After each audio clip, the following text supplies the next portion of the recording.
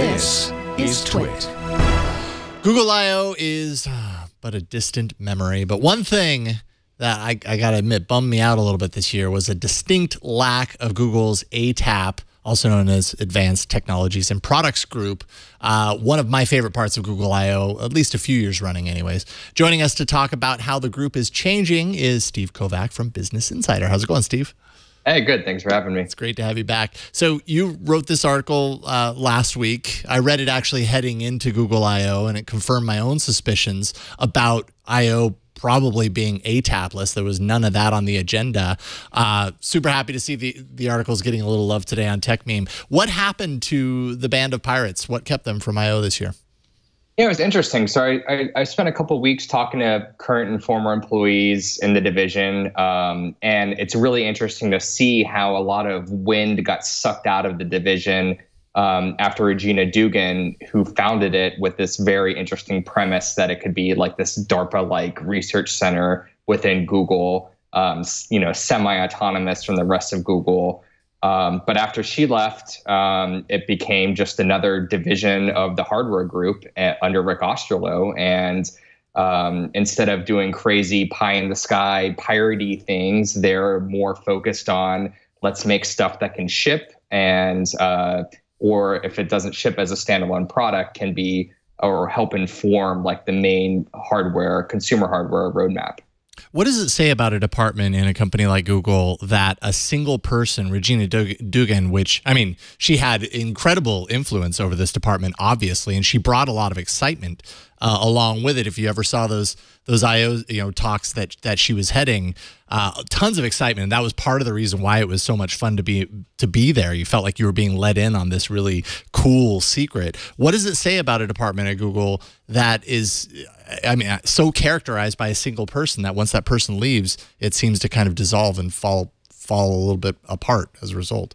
Yeah, I don't think it's necessarily falling apart. I mean, there's continuing to work on stuff. The Project Jacquard, the jacket that you can control your smartphone with, that's supposedly going to ship later this year.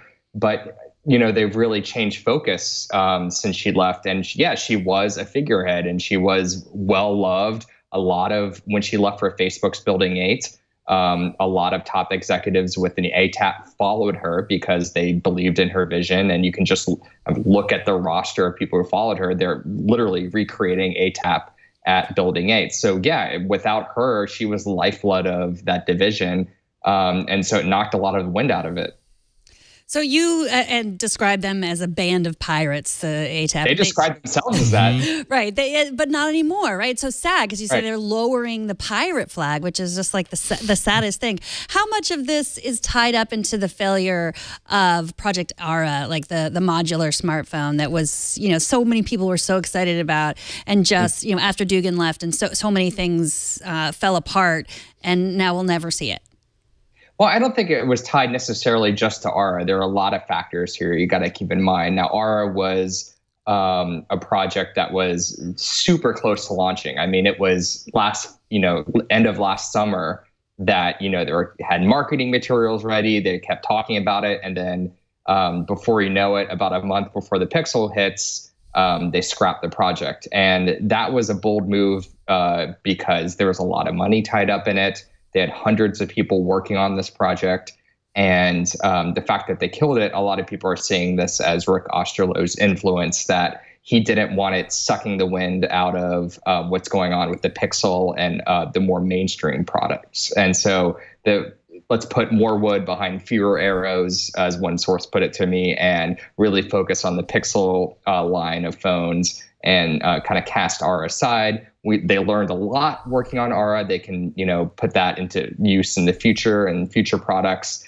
But to have two phones come out at around the same time just doesn't make sense when they're really trying to build this mainstream hardware division.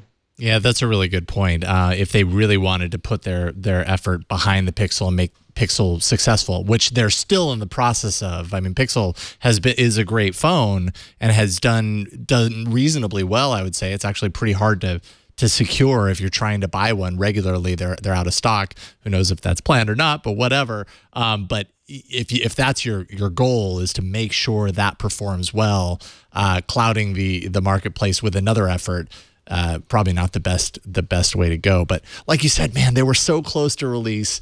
Yeah. They were saying all along that, Project Ara, yes, it's meant for the mainstream. This is going to be the way people do their phones in the future. I don't know if I ever bought it, but I feel like it was indicative of why ATAP exists, to do weird things like this and then hopefully end up bringing it to market. Yeah, and one cool thing I learned about Ara was the building block like phone that we saw in others' demos. That was just phase one. One person told me who was working on the project, phase two, they had a more mainstream looking phone that could also have modules, and it looked more like a mainstream premium phone, a la like the iPhone or Samsung Galaxy S8. That would have a more mainstream appeal because mom and dad aren't going to go buy this weird Lego block looking thing. So it was clear that even their roadmap kind of conflicted with what they wanted to do with the Pixel line. A lot of the criticism of Google I/O was like, oh, we didn't really see anything. There was not, some people said like Google is boring now, and there was nothing tangible. But there was a lot of really interesting artificial intelligence announcements. There was a lot of talk about data, and what do you think that has to do with it? I mean, because that's something that isn't tangible. It's hard for people to wrap their minds around it, unless you talk about like AlphaGo, like beating the Go champion. It's hard for us to really understand, even technical people, what all of that artificial intelligence stuff means. Yeah, there are two ways to look at it. If you look at the hardware division now, I feel like a lot of their efforts there are just more ways to get that Google Assistant and Google AI into people's hands and do it the way Google wants it to be done. And at the same time, a lot of the stuff that we saw, actually, I just put this story up in Business Insider, my analysis of what happened last week. I think they're getting a little ahead of themselves. They keep saying, one of their big themes of the entire show, they even put a slide up about this saying, we're going from a mobile first to an AI first company. I think it's a little too early for that. A lot of the demos they showed were, voice control and AI trying to mimic trying to mimic the functions of what you do on a smartphone, and just didn't make sense. Like they did that Panera Bread demo where you order a Panera sandwich just by talking. And I think Ben Thompson of Stratechery, he put it really well. He was like, why would I spend 60 seconds doing something with my voice when I can spend 20 seconds doing it, just tapping on a smartphone? So I think they're still trying to figure out like how to platformize AI and really make this something that people want to build into, and trying to recreate what you already do better on a smartphone or a computer, something with a screen. They're still trying to figure that out. There are a lot of things AI makes sense for and voice control makes sense for. What's the weather, what's the news, audio cues like that. But when it comes to like the chatbot like stuff, it's clear that it's just not a better experience in your smartphone. And this quest to like kill the smartphone is not going to happen from the AI that we're seeing today.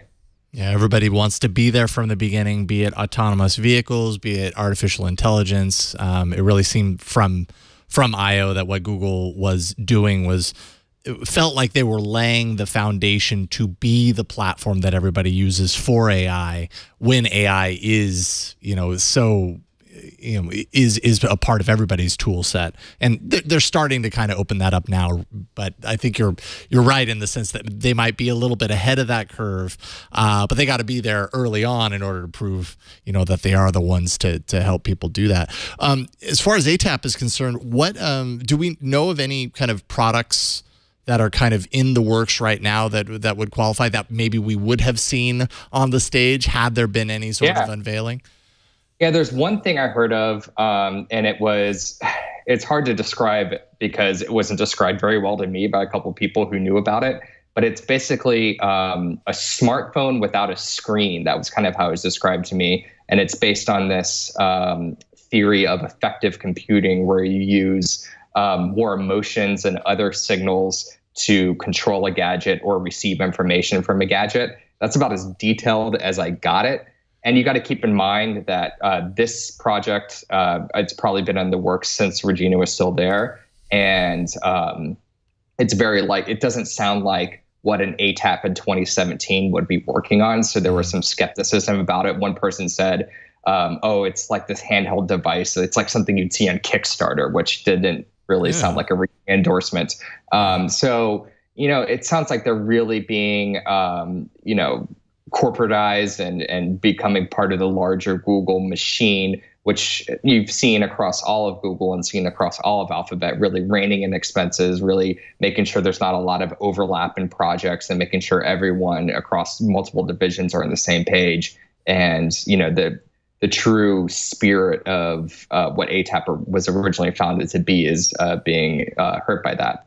Yeah, and now, of course, you have Regina Dugan over at Facebook doing a similar thing there, like you had said. She spoke at the F8 conference not too long ago. What did she talk about there? She at least spoke a little bit about some projects they're working on over there. Yeah, and she gave her vision for some. It was the kind of speech you would have expected to see at I/O this year, right? It was talking about using your brain to type or using your skin to hear, you know, just really pie in the sky stuff like crazy communication without like actually talking or typing, just like basically using your mind to compute.